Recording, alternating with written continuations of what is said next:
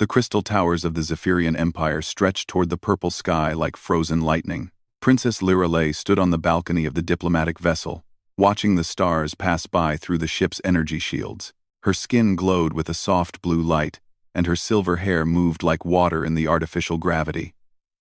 She was returning from peace talks with the outer colonies when everything went wrong. The attack came without warning. Dark ships appeared from nowhere, tearing holes in space itself. The Void Reapers had found them. Lirelei felt their horrible presence in her mind before she saw them. These creatures fed on life force, draining other beings until nothing remained but empty shells. "Princess, get to the escape pods," Captain Zoran shouted as red lights flashed throughout the ship. The Zephyrian guards fired their energy weapons, but the Reapers moved too fast. They flowed like black smoke through the corridors, their claws cutting through metal and flesh alike. Lirelei ran toward the escape pods, but a Reaper blocked her path. Its eyes glowed like dying stars, and she felt her energy being pulled away. Then strong arms grabbed her, and she was dragged through a tear in space. The last thing she saw was her ship exploding in brilliant white light. Far across the galaxy, Commander Marcus Chen sat in his small ship reading damage reports. His vessel looked old and beaten compared to the sleek alien ships around the space station. Paint peeled from the hull, and the engines made strange noises. But Marcus kept it running with spare parts and determination. He was human, one of the few in this sector of space. Marcus had short black hair and scars on his hands from years of fighting. His brown eyes held sadness that never quite went away. He worked as a mercenary for the Galactic Peacekeeping Force, taking jobs that others considered too dangerous or too difficult. The communication system crackled to life. "All available ships, we have an emergency," came the voice from the station. "Princess Lirelei of the Zephyrian Empire has been kidnapped by Void Reapers. Massive reward offered for her safe return." Marcus leaned back in his chair. The Zephyrians were one of the most powerful races in the galaxy. They had technology that seemed like magic to most species. Their telepathic abilities let them communicate across vast distances, and their weapons could destroy entire fleets. If their military could not find the princess, what chance did anyone else have? "The Zephyrian fleet has been searching for 3 days," the voice continued. "The Reapers are using subspace rifts to hide their movements. Our sensors cannot track them." "Our sensors cannot track them," Marcus smiled grimly. Other species relied too much on their fancy technology. Humans had learned to use their brains and instincts. While the Zephyrians searched with their advanced sensors, Marcus had a different idea. He started his engines and headed toward the edge of the system. Void Reapers needed energy to feed, and they preferred isolated places where they could not be disturbed. Marcus had fought them before. They were smart but predictable. They would find an abandoned facility where they could drain their victims slowly. Marcus pulled up star charts on his simple computer screen. The outer rim had hundreds of old mining stations and research posts. Most had been empty for years. He marked the locations that had good hiding spots and strong energy sources. The Reapers would need power for their feeding machines. As he traveled through space, Marcus thought about his own past. 7 years ago, Void Reapers had attacked his home colony. They had taken his wife Sarah and daughter Emma. By the time help arrived, it was too late. Marcus had found their empty bodies, drained of all life. That was when he decided to hunt Reapers wherever he could find them. His ship was not fast or pretty, but it had one advantage. Humans were naturally resistant to psychic attacks. While other species could be confused or controlled by Reaper mind powers, human thoughts were chaotic and hard to read. This made Marcus invisible to their telepathic searches. After 2 days of checking empty stations, Marcus found what he was looking for. Hidden in an asteroid field was an old mining facility. His sensors picked up strange energy readings and life signs. The patterns matched Reaper feeding equipment. They were draining someone slowly, probably to make the process last longer. Marcus landed his ship on a small asteroid nearby and put on his combat gear. He carried simple weapons that other species laughed at. Gunpowder bullets instead of energy beams, chemical explosives instead of plasma charges. The aliens called human weapons primitive, but Marcus knew they worked when fancy technology failed. He studied the mining station through his binoculars. Dark creatures moved between the buildings like living shadows. They had set up their feeding machines in the main facility. Marcus could see the glow of energy being drained from their victim. The station had heavy shields and guard towers. A direct assault would be suicide. But Marcus had learned something important during his years of fighting. Sometimes the best solution was the simplest one. While enemies expected complicated attacks, humans could win with basic tactics. Marcus checked his equipment one more time. Rope, explosives, ammunition, medical supplies. Everything was simple but reliable. He thought about the princess trapped inside that facility. She was probably terrified, feeling her life being drained away drop by drop. He remembered Sarah's face and Emma's laugh. He had failed to save them. But maybe he could save this one. It did not matter that she was an alien princess, from a race that looked down on humans. She was someone's daughter, and she deserved to live. Marcus took a deep breath and started moving toward the station. The Void Reapers would not expect a lone human to attack their stronghold. They were about to learn that humans never gave up, no matter how bad the odds looked. The rescue mission was about to begin, and Marcus Chen was going to show the galaxy what human determination could accomplish. Marcus moved through the asteroid field like a ghost. His magnetic boots kept him attached to the rocky surface as he climbed toward the mining station. The Void Reapers had excellent technology, but they made one mistake. They thought like predators, not soldiers. They watched for ships and energy signatures, not for a single person crawling through space. The station's outer wall was thick metal, designed to protect miners from asteroid impacts. Marcus pulled out a small device that looked like a simple cutting tool. Other species would use expensive plasma torches or molecular disruptors. Marcus preferred thermite charges. They were cheap, quiet, and very effective. He placed the charges carefully around a maintenance panel and moved to cover. The explosion was small but precise, cutting through the metal like a hot knife through butter. Marcus slipped inside and found himself in an empty storage room. The station was old and dark. Emergency lights cast red shadows on the walls. Marcus moved carefully, checking every corner. His boots made no sound on the metal floors. Years of practice had taught him how to be invisible. Princess Lirelei hung in the center of the main chamber, trapped in a web of glowing energy. The feeding machine hummed softly as it drained her life force drop by drop. Her skin had lost its blue glow and turned pale gray. Her silver hair hung limp around her face. 3 Void Reapers stood around the machine, their black forms shifting like smoke. They spoke in their harsh language, planning how long to keep her alive. To them, she was just food to be consumed slowly. Lirelei felt weak and confused. The machine was taking her memories along with her energy. She could barely remember who she was or why she was important. Then she heard a sound that did not belong. Soft footsteps. Someone was moving through the station. Hope flickered in her mind. Had her people found her? She tried to reach out with her telepathic abilities, but the feeding machine blocked her powers. All she could do was wait and pray. Marcus studied the chamber from the shadows.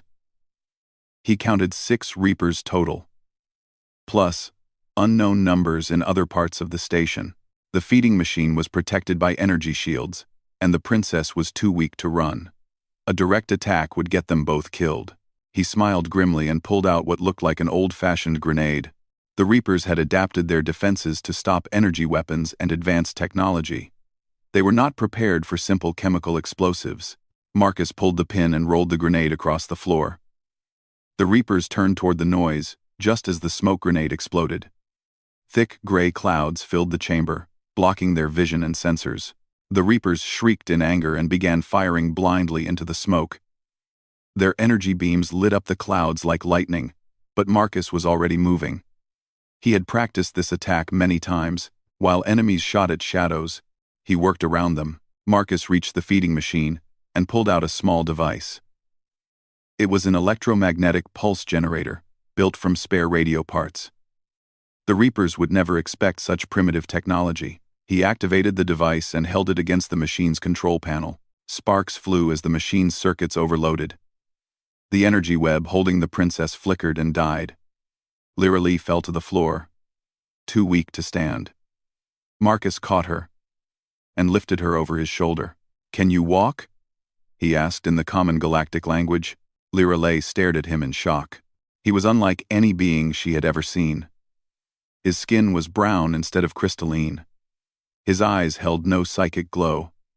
His clothes were simple cloth and metal, instead of energy-woven fabric. But his voice was gentle, and his arms were strong. "What are you?" she whispered. "Human," Marcus said as he carried her toward the exit. "We need to move. This place is about to get very dangerous." The Reapers had cleared the smoke and realized their prisoner was gone. They screamed in rage and began hunting through the station. Marcus could hear them coming from all directions. He set the princess down in a storage closet and handed her a simple pistol. "Can you shoot?" Lyra Lee looked at the primitive weapon with confusion. "This fires metal projectiles? Bullets work better than energy beams against Reaper armor," Marcus explained. "Just point and pull the trigger. The safety is off." Marcus pulled out his own weapons, a rifle that fired explosive rounds and a pistol loaded with armor-piercing bullets. The guns looked crude compared to Zephyrian energy weapons, but they had one advantage: they were reliable. The first Reaper came around the corner moving fast. Marcus shot it 3 times in the chest. The creature's armor absorbed energy weapons, but bullets punched right through. It collapsed in a pool of black fluid. 2 more Reapers appeared, firing beams of dark energy. Marcus ducked behind a support beam and returned fire. His bullets sparked against their claws and sent them diving for cover. "How are you doing this?" Lyra Lee asked as she watched the battle. "Reapers are almost impossible to kill. Bullets don't care how tough you think you are," Marcus said as he reloaded. "Physics works the same for everyone." They fought their way through the station corridor by corridor. Marcus used every trick he knew. He threw grenades around corners, set explosive traps, and used the station's own systems against the Reapers. When they tried to corner him, he collapsed ceiling panels on their heads. Lyra Lee watched in amazement as this strange being defeated her captors with simple tools and clever tactics. The Reapers had superior technology and psychic powers, but Marcus had something they did not understand. He refused to give up. When his rifle ran out of ammunition, Marcus drew a knife and fought hand to hand. When the knife broke, he used a piece of broken pipe as a club. The princess had never seen anyone fight with such determination. Finally, they reached Marcus's ship. He helped Lyra Lee into the passenger seat and started the engines. The old vessel shook and rattled, but it flew. As they escaped into space, Lyra Lee looked back at her rescuer. "Why did you save me?" Marcus was quiet for a moment. "Because it was the right thing to do. But you do not even know me. I could be your enemy." "You needed help," Marcus said simply. "That is enough." The princess studied his scarred face and tired eyes. This human had risked his life for a stranger without asking for anything in return.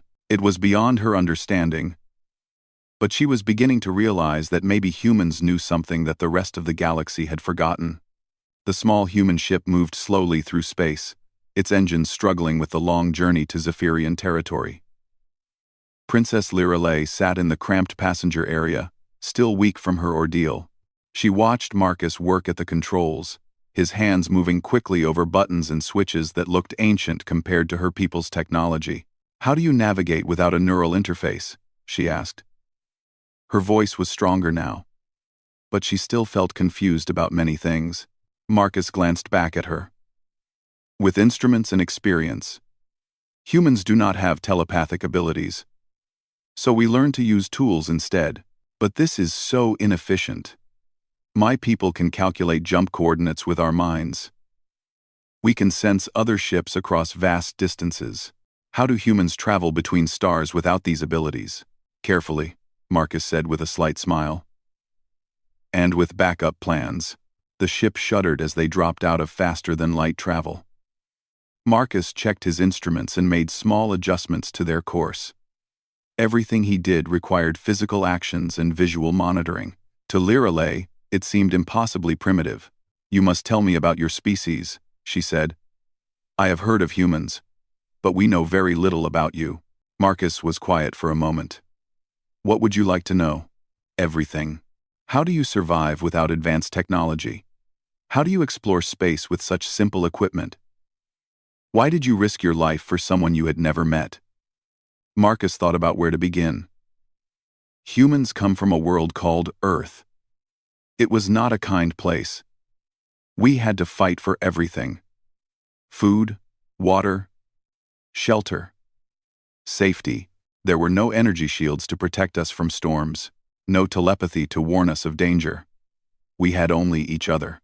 That sounds terrible, Lirelei said softly. It was hard, Marcus agreed, but it taught us important lessons. We learned that working together makes us stronger. We learned that giving up is not an option. We learned that sometimes you have to fight for what is right. Even when the odds are against you, the princess tried to understand. Her people had evolved on a peaceful world with abundant energy and resources. They had developed psychic abilities and advanced technology to solve their problems. The idea of struggling for survival was foreign to her. But why help strangers? She asked. What benefit do you gain from saving someone you do not know? Marcus was quiet for a long time. Finally, he spoke in a voice that carried old pain. 7 years ago, my family lived on a colony world called Haven. It was a small place, peaceful and quiet. My wife Sarah was a teacher. My daughter Emma was 8 years old. He stopped working and stared out at the stars. Void Reapers attacked without warning. I was away on a supply run. By the time I got home, it was over. Sarah and Emma were gone, drained dry like empty shells. Lirelei felt a chill run through her. I am sorry for your loss. I could not save them, Marcus continued. But I swore that I would never let that happen to another family if I could prevent it. When I heard about your kidnapping, I thought about your parents. I thought about how I would feel if someone could have saved my family but chose not to help. So you saved me for your family? I saved you because it was right. Because someone's daughter deserves to go home. Because humans do not abandon people who need help. The princess was quiet for a long time, thinking about his words. In Zephyrian culture, actions were based on logic and benefit. Helping strangers made sense only if you gained something in return. But this human had risked everything for no reward except the knowledge that he had done the right thing. Tell me more about human culture, she said. Marcus smiled slightly. We have a saying, leave no one behind. It means that we do not abandon our friends or allies, no matter how dangerous the situation becomes. Even if helping them puts you at risk, especially then, humans believe that protecting others is worth any sacrifice. But that is illogical. If you die trying to help someone, you cannot help anyone else. Marcus shrugged. Logic is not everything. Sometimes you have to trust your heart instead of your head. Lirelei found this concept difficult to understand. Her people made decisions based on careful analysis and telepathic consensus. The idea of acting on emotions seemed reckless and dangerous. How do humans make group decisions without telepathy? She asked. We talk, we argue, we vote. It takes longer than mind sharing. But everyone gets to express their opinion. And if you cannot agree, then we compromise. We find solutions that everyone can accept, even if no one gets exactly what they want. The ship's communication system beeped softly. Marcus checked the display and frowned. Zephyrian patrol ships are approaching. Looks like your people found us. Lirelei felt relief and worry at the same time. She was eager to go home, but she feared what her mother might do to Marcus. Queen Seraphina did not trust outsiders, especially those who possessed skills that her own people lacked. My mother will want to question you, she said carefully. She may not understand why you helped me. Will she think I want something in return? Yes. In our culture, all actions have a purpose. Helping strangers without benefit seems impossible. Marcus nodded. Then I will tell her the truth. Sometimes that is all you can do.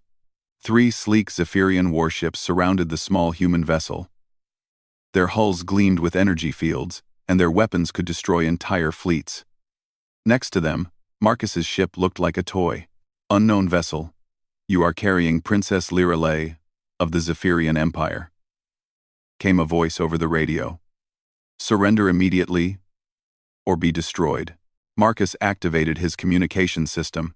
This is Commander Marcus Chen of the human vessel Defiance. I am returning the princess unharmed as requested. There was a long pause.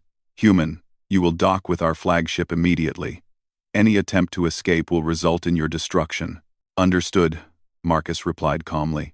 As they approached the massive Zephyrian ship, Lirelei felt nervous about what was to come. Her people would demand explanations. They would want to know how a single human had succeeded where their entire military had failed. They would question Marcus's motives and search for hidden advantages. Are you afraid? She asked. Marcus checked his weapons, making sure they were secure but visible. He wanted to show respect but not helplessness. I have been afraid before. Fear keeps you alive if you use it right. My mother is very powerful. She rules over trillions of beings. I have met powerful people before, Marcus said quietly. Power does not change what is right and wrong. As they docked with the royal ship, Lirelei realized that she was about to witness something unprecedented. A human would stand before the queen of the Zephyrian Empire and tell the truth about why he had risked everything to save a stranger. She wondered if her mother would understand, or if the cultural gap was too wide to bridge. The airlock opened, and armed guards waited on the other side. Marcus stood up and straightened his simple clothes. He looked tired and worn compared to the elegant aliens around him, but his eyes held quiet dignity. Ready, princess? Lirelei nodded, though she was not sure anyone was ready for what was about to happen. The throne room of the royal flagship was a work of art carved from living crystal. Light flowed through the walls like water, creating patterns that shifted with Queen Seraphina's emotions. The ceiling stretched impossibly high, and the floor reflected the stars outside. Everything was designed to make visitors feel small and overwhelmed. Queen Seraphina sat on a throne that seemed to grow from the crystal floor itself. She was tall and graceful, with skin that glowed like moonlight and eyes that held the wisdom of centuries. Her silver crown floated above her head without any visible support, marking her as one of the most powerful telepaths in the galaxy. Around the throne stood her advisors and guards. Each one wore robes that shimmered with energy, and their thoughts moved through the air like whispers. They had been expecting to welcome home their princess, not to face the alien who had accomplished what their armies could not. Marcus walked into the throne room between two guards. His simple clothes and scarred face a stark contrast to the elegant surroundings. He did not bow or show fear, but his posture remained respectful. Behind him, Princess Lirelei moved with growing concern for what was about to happen. Queen Seraphina studied the human with cold interest. Her telepathic abilities, which could read the thoughts of most species, found only chaos in his mind. Human thoughts were too random and emotional for easy reading. This made Marcus dangerous in ways the queen did not fully understand. So, the queen said in a voice like crystal bells, "You are the human who claims to have rescued my daughter." "I did rescue your daughter, Your Majesty," Marcus replied simply. The Void Reapers had her on a mining station in the Outer Rim. The Queen's advisors exchanged glances.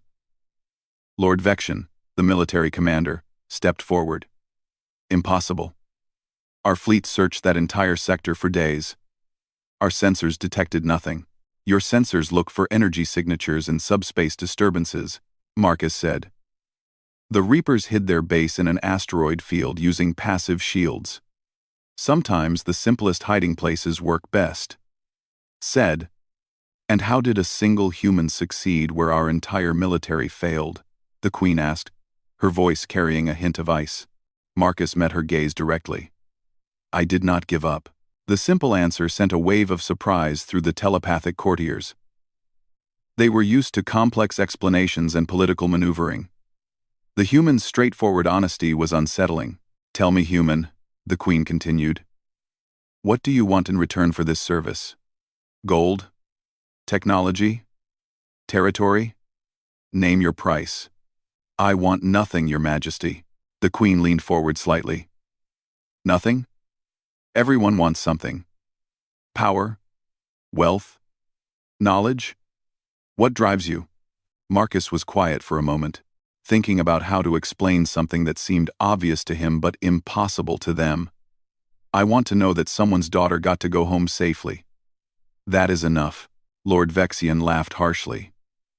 No, being acts without self-interest. You must have planned this rescue for some hidden purpose. No. The only plan was to get the princess away from the Reapers before they killed her, Marcus replied. Admiral Thesa, the fleet commander, spoke up. Our intelligence suggests you lost family members to Reaper attacks. Perhaps you seek revenge through our resources? Marcus turned to face her. I hunt Reapers when I can, with or without your help. Saving your princess was not part of any revenge plan. Queen Seraphina stood from her throne, her presence filling the room like cold starlight. I have ruled for 3 centuries. Human. In that time, I have learned that every action has a motive. Every kindness hides a request. Every hero wants payment. She walked down the steps toward Marcus, her crown floating behind her. You appeared at the perfect time to save my daughter. You fought through impossible odds with primitive weapons. You ask for nothing in return. This is either the greatest deception I have ever encountered, or you are something I do not understand. Mother! Princess Lirelei stepped forward, her voice carrying new strength. He saved me! The queen turned to her daughter with surprise. Lirelei had been quiet and obedient all her life, following protocol and staying in the background. Now she stood between the queen and Marcus, with fierce determination. He risked his life for someone he had never met, Lirelei continued. He fought Void Reapers with nothing but simple weapons and courage. When his guns ran empty, he used a knife. When the knife broke, he fought with his bare hands. Daughter, you are emotional from your ordeal, the queen said gently. This human may have convinced you of his noble motives, but he showed me what his people call honor, Lirelei interrupted, shocking the entire court. While our armies searched with their advanced sensors and failed, he used his mind and his heart to find me. While our warriors feared to fight Reapers in close combat, he did whatever was necessary. The advisors whispered among themselves in telepathic exchanges too rapid for Marcus to follow. The princess's defense of the human was unprecedented and deeply troubling. You speak as if this human is superior to our own people, Lord Vexian said coldly. I speak as if he possesses something we have forgotten, Lirelei replied.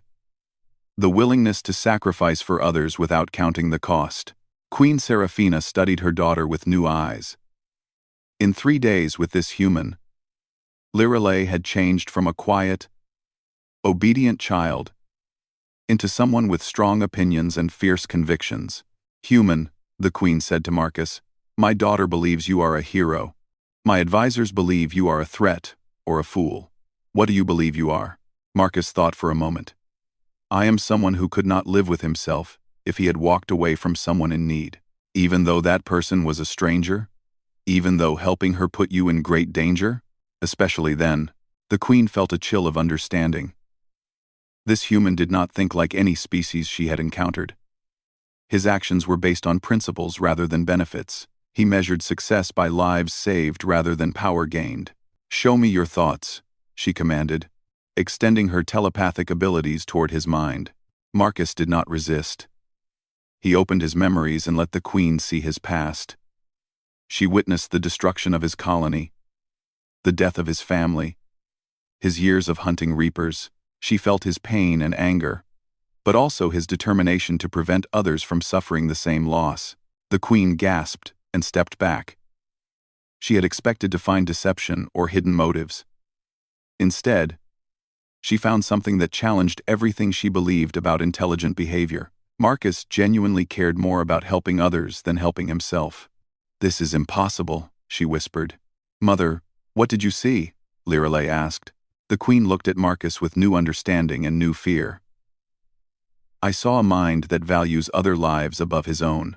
I saw someone who considers personal sacrifice to be a natural response to other people's suffering. She turned to address her court. If this human's thoughts are representative of his species, then we face something unprecedented. A race that measures worth by service to others rather than personal gain. Admiral Thissa frowned. Your Majesty, such behavior would make them either the greatest allies or the greatest threat in the galaxy. Indeed, the Queen said quietly. The question is, which are they? Marcus stood quietly in the center of the debate, realizing that his simple act of rescue had created a crisis in the Zephyrian court. They could not understand why someone would help others without expecting payment. And that confusion frightened them more than any weapon. Queen Seraphina stood silent in her throne room, the weight of decision heavy on her shoulders. Around her, the court waited for her judgment. The advisors exchanged worried telepathic messages while the guards kept their weapons ready. Princess Lirelei watched her mother with hope and fear in her eyes. Marcus remained calm in the center of the storm, his hands relaxed at his sides. He had done what he came to do. The princess was safe with her family. Whatever happened to him now was less important than that simple fact. Human, the Queen said finally. You have created a problem for me. I apologize if rescuing your daughter was inconvenient, Your Majesty. A few of the courtiers gasped at his directness, but the Queen raised a hand for silence. The problem is not what you did, but what it represents. If word spreads that a single human succeeded where our military failed, it will damage our reputation across the galaxy. Admiral Thissa stepped forward. Your Majesty, I recommend that we keep this matter classified. The human could be relocated to a comfortable prison where he would be well treated, but unable to share his story. You would make me a prisoner for saving your princess? Marcus asked. You would be an honored guest, Lord Vexian explained smoothly. With access to our finest food, entertainment, and education, many beings would consider such treatment a great reward. As long as I never left or spoke to anyone about what happened. Correct. Marcus looked around the throne room at the elegant aliens who controlled the fate of trillions. You want to hide the fact that someone helped your family. We want to maintain stability, the Queen said. If other species learn that our technology failed while human instincts succeeded, it could lead to political complications. Princess Lirelei could not stay quiet any longer. Mother, this is wrong. He deserves gratitude, not imprisonment. Daughter, you do not understand the complexities of ruling an empire. I understand right and wrong, Lirelei said firmly. And this is wrong. The Queen felt a headache building behind her eyes. Her daughter's rescue should have been a moment of celebration. Instead, it had become a crisis that threatened the foundation of their society. How could she explain to her people that human values were superior to Zephyrian logic? Human, she said to Marcus. I will offer you another choice. Join our military as an advisor. Help us understand how your species thinks and fights. In return, you will have wealth, status, and power beyond anything you have known. Marcus shook his head. I appreciate the offer, but I cannot accept. Why not? Is the reward insufficient? The reward is not the point. I have work to do. What work could be more important than serving the Zephyrian Empire? Marcus met the Queen's eyes. There are other people who need help, other prisoners to rescue, other families to protect. If I stay here as your advisor, who will save them? The Queen stared at him in disbelief. She was offering him everything that most beings desired, and he was refusing because other strangers might need his help someday. It was beyond her comprehension. You would reject power and comfort to continue risking your life for people you do not know? Yes, Your Majesty. Lord Vexian laughed harshly. This proves that humans are mentally defective. No rational being would make such choices. Marcus turned to face the advisor. Maybe rational beings are not as smart as they think.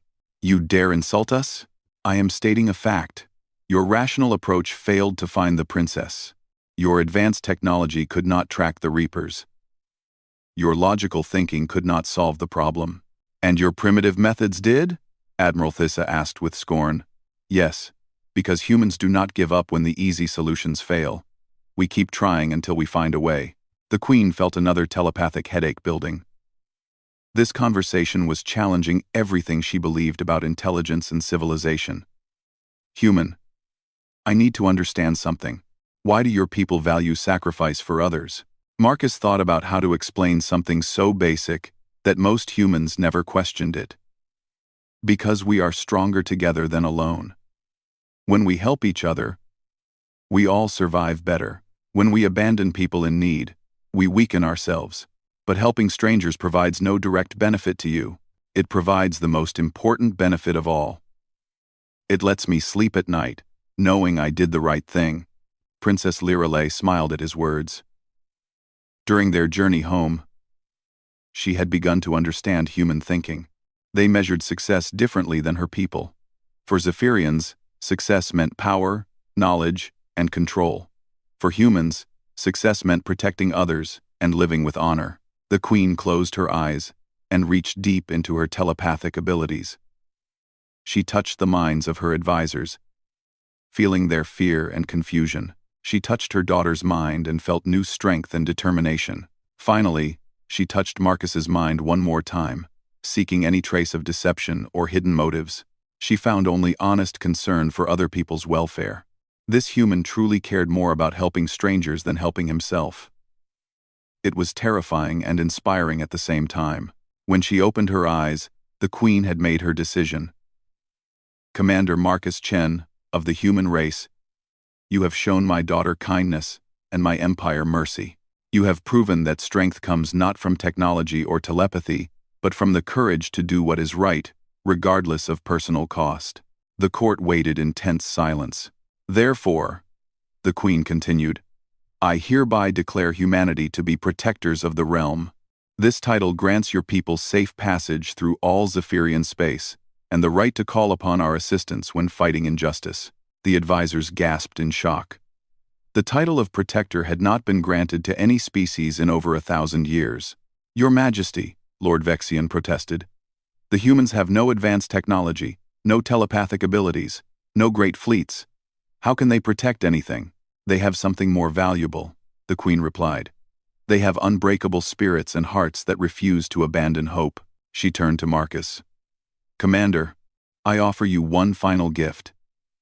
Take a small fleet of our ships to hunt the Void Reapers, who still hold human prisoners. My daughter tells me this was your true goal all along. Marcus felt emotions he had kept buried for years. Thank you, Your Majesty. That is the greatest reward you could offer. There is one condition. Princess Lirelei will accompany the mission as my representative. Mother! Lirelei exclaimed with joy and surprise. You have learned valuable lessons from this human, the queen said to her daughter. It is time you used that knowledge to help others. As preparations began for the rescue mission, Princess Lirelei stood beside Marcus on the observation deck. Below them, Zephyrian engineers worked to equip the human ships with better weapons and shields. Why did my mother really agree to help? She asked. Marcus smiled. Because she is smart enough to recognize the truth when she sees it. What truth? That helping people is not a weakness. It is the greatest strength any species can have. The princess thought about this as she watched the stars. Her people had spent centuries building an empire based on technology and logic. But they had forgotten something important along the way. They had forgotten that true civilization was measured not by what you could take, but by what you were willing to give. As the small fleet prepared to depart, Queen Seraphina watched from her throne room. She had made a decision that would change the history of the galaxy. Humans would spread their strange ideas about honor and sacrifice wherever they went. Some species would resist these concepts, but others would embrace them. The queen smiled slightly as she realized what she had done. She had not just freed a few human prisoners. She had released a force that would transform the galaxy one rescued life at a time. Marcus Chen stood on the bridge of his new flagship, looking ahead toward unknown dangers and certain challenges. Somewhere in the darkness, human families waited for rescue. The mission would be dangerous, and the odds were terrible. But humans had never cared much about odds. They cared about bringing their people home. The fleet jumped to hyperspace, carrying hope to those who had given up, and showing the galaxy that some things were worth any sacrifice.